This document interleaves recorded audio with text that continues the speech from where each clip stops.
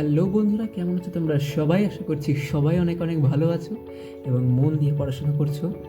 তো তোমাদের অনেকের মনেই প্রশ্ন আছে যে বিভিন্ন ধরনের স্কলারশিপ এক্সামগুলো দিতে গেলে কি বই ইউজ করা উচিত বা কোন বই পড়া উচিত, কোথা থেকে কোয়েশ্চেন সলভ করা উচিত।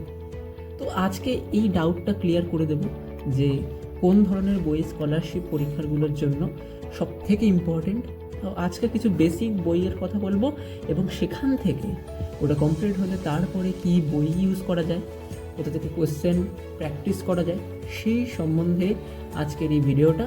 তো অবশ্যই ভিডিওটা শুরু থেকে শেষ পর্যন্ত না স্কিপ করে দেখো, কারণ প্রত্যেকটা বই আর সেটার সম্বন্ধে আমি কিছু তথ্য বলবো যেটা খুব ইম্পর্টেন্ট। আর অবশ্যই ভিডিওটা ভালো লাগলে একটা লাইক আর কমেন্ট করতে ভুলো না, আর সাবস্ক্রাইব করে পাশে থেকো, কারণ নতুন জার্নি, নতুন চ্যানেলতে তোমাদের সাহায্যটা অনেকটাই নির্ভর করছে। তো এটা আমাকেও অ্যাপ্রিসিয়েট করে যে আরও কিছু নতুন ভিডিও বানানোর জন্য। ঠিক আছে, তো সাবস্ক্রাইব, লাইক অ্যান্ড শেয়ার করে দিও। তো বেশি কথা না বাড়িয়ে আজকের ভিডিওটা শুরু করা যাক। তার আগে বলে দিই, আবারও স্বাগত জানাচ্ছি আমাদের চ্যানেলে কলম অ্যান্ড ক্যানভাসে। তোমাদের সকলকে স্বাগত জানিয়ে আজকের ভিডিও শুরু করছি এখান থেকে। তো আসি প্রথমে যেটা দরকার আমি সবার আগে বলবো সেটা হচ্ছে, দেখো এইসব ভিএসও, এনএমএমএস কিংবা অভয়চরণ, এই সকল এক্সামগুলো এছাড়াও অলিম্পিয়াড ধরনের যে সকল প্রশ্ন থাকে তার কিন্তু মূল ভিত হচ্ছে টেক্সট বুক। তো সবার আগে যারা ওয়েস্ট বেঙ্গল বোর্ডে পড়ো তাদের ক্ষেত্রে বিশেষ করে বলছি যে সরকার প্রদত্ত যে সকল আমাদের ফ্রিতে টেক্সট বুকগুলো দেওয়া হয় সেটা আগে খুঁটিয়ে পড়তে হবে, কারণ ওর ভেতরে অনেক কিছু তথ্য থাকে এবং এমনভাবে দেওয়া থাকে যেগুলো আমরা উপেক্ষা করে চলে যাই নানা সময়। পড়ার সময় যে লাইনটা আমরা অত তোয়াক্কা করি না সেখান থেকে কোশ্চেন আসতে পারে, তাই খুঁটিয়ে ওই বইটা আগে সবার আগে পড়া উচিত। তো দেখা গেল যে আমার এই বই হয়ে গেল, এরপরে কি করব, যে আমি এই বই থেকে যা কোশ্চেন আসুক না কেন আমি পেরে যাব। তো দেখো, যারা ভিএসও দিতে চলেছো এবং ভিএসও লেয়ার 1 যারা দিতে চলেছো তাদের ক্ষেত্রে এইটুক কাজ যদি হয়ে যায় তারা কিন্তু অলরেডি কোয়ালিফাই করে যাবে। মানে আমি বলছি, পুরো টেক্সট বুকটাকে ভালোভাবে পড়া গেলে লেভেল 1টাকে পার করা ইজি। অভয়চরণের ক্ষেত্রেও সেম ব্যাপার, কিন্তু আমি বলবো না যে অভয়চরণের জন্য শুধু টেক্সট বই পড়ো।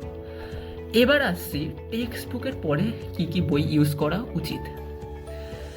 সবার প্রথম এখন মানে ইদানিং বেরিয়েছে মার্কেটে, দেখবে যে এনসিইআরটি তো সবার আগে পড়া উচিত।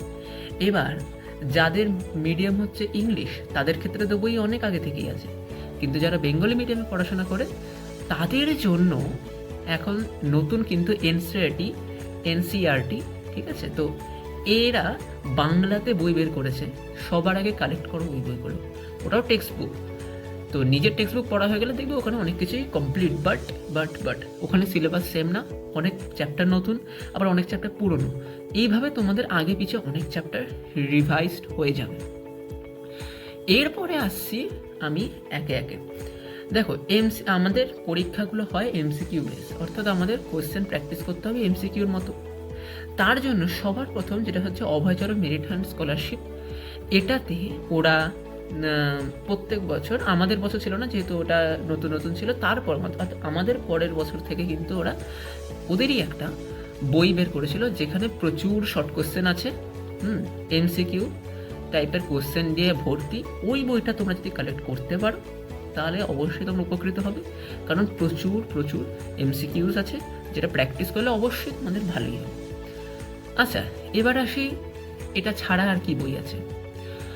তোমরা এনসিইআরটি এক্সাম্পলার বলে একটা বই হয়, তো ওই বইটা ইউজ করতে পারো। ওখানে এনসিইআরটিতে যে সকল প্রশ্ন থাকে এক্সাম্পল অর্থাৎ এক্সারসাইজে সেগুলো করে দেওয়া থাকে। এছাড়াও বিভিন্ন ধরনের কিন্তু আমাদের এমসিকিউ দেওয়া থাকে।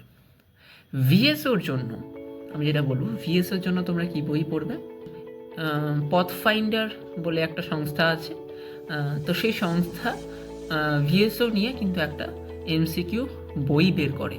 তোমরা যদি পারো তাহলে সেই বইটা কিন্তু কালেক্ট করতে পারো, ঠিক আছে। আমার কাছে ওই বইটা ছিল এবং ওই বইটাতেও মোটামুটি ভালোই কোশ্চেন দেওয়া থাকে, এনাফ না কিন্তু প্র্যাকটিস করার জন্য খুব ভালো। আর শেষে আসি কী সব বই ইউজ করা উচিত। দেখো, ভিএসও টাইপের, ভিএসও লেয়ার 2 আর লেয়ার 3 যে পরীক্ষাগুলো হয়, সেইগুলো হচ্ছে তোমার প্রজ্ঞামূলক প্রশ্ন থাকে, অর্থাৎ বুদ্ধি খাটিয়ে তোমাকে অ্যান্সার করতে হবে। তার জন্য আমি তোমাদেরকে বলবো যে সহায়িকা পড়ো, বিশেষ করে রায়মার্টিন সহায়িকাতে দেখবে প্রত্যেক চ্যাপ্টারের শেষে অসংখ্য এমসিকিউ এসিকিউ থাকে, সেটা নিয়ে প্রশ্ন নেই, সেগুলো পড়ে নেওয়া উচিত। তারপরে একটু অ্যাডভান্স টাইপের কোশ্চেন দেওয়া থাকে, দেখবে এটা প্রত্যেকটা মানে রায়মার্টিনতে তো থাকেই। রায়মার্টিন সহায়িকার লাস্টে যেই পার্টটা থাকে অবশ্যই সেটা কমপ্লিট করে রেখো। আর বিশেষ করে ভিএসওর ক্ষেত্রে আমি যেটা দেখলাম, ক্লাস 10-এর সিলেবাসটাকে একটু কমপ্লিট করে যাও, অর্থাৎ ক্লাস 8, ক্লাস 9 অ্যান্ড ক্লাস 10-এর কিছুটা, যেটা তোমাদের যে চ্যাপ্টারগুলোর বেসিকটা ক্লাস 8-এ আছে, কারণ ক্লাস 8 আর 10-এর চ্যাপ্টার অনেক ক্ষেত্রে সেম, আবার ক্লাস 9 আর 11-এর ক্লাস 11-এর চ্যাপ্টার আমি যেটা দেখলাম অনেকটাই প্রায় সেম, এবার জাস্ট অ্যাডভান্স পড়া। তো এই ছিল আজকের ভিডিও, কেমন লাগলো অবশ্যই তোমরা জানিও। এছাড়া কোনো কোয়ারিজ থাকলে অবশ্যই কমেন্টে জানিও যে আরও কিছু সাহায্য লাগবে কি না। আমি যে সকল বই ইউজ করেছিলাম এই স্কলারশিপগুলোর জন্য সেগুলো তোমাদেরকে বললাম। তারপরে আমি ভবিষ্যতে আরও ভিডিও বানাতেই থাকবো, তার জন্য অবশ্যই জুড়ে থাকতে হবে চ্যানেলের সাথে। তার জন্য সাবস্ক্রাইবটা করা চাই, কেউ খুঁজে পাবেন না। সাবস্ক্রাইব করে থাকলে কী হবে যে আমার নতুন নতুন ভিডিওগুলো নোটিফিকেশন আসবে, যদি প্রয়োজন হয় দেখবে, যদি না প্রয়োজন হয় দেখবে না, কিন্তু অবশ্যই সাবস্ক্রাইবটা করে রাখো, কারণ কিছু ভালো ভালো ভিডিও কিন্তু আসতে চলেছে। তো আজকের মতো এই, আশা করছি পরের ভিডিওতে আবার দেখা হবে কিছুদিনের মধ্যেই।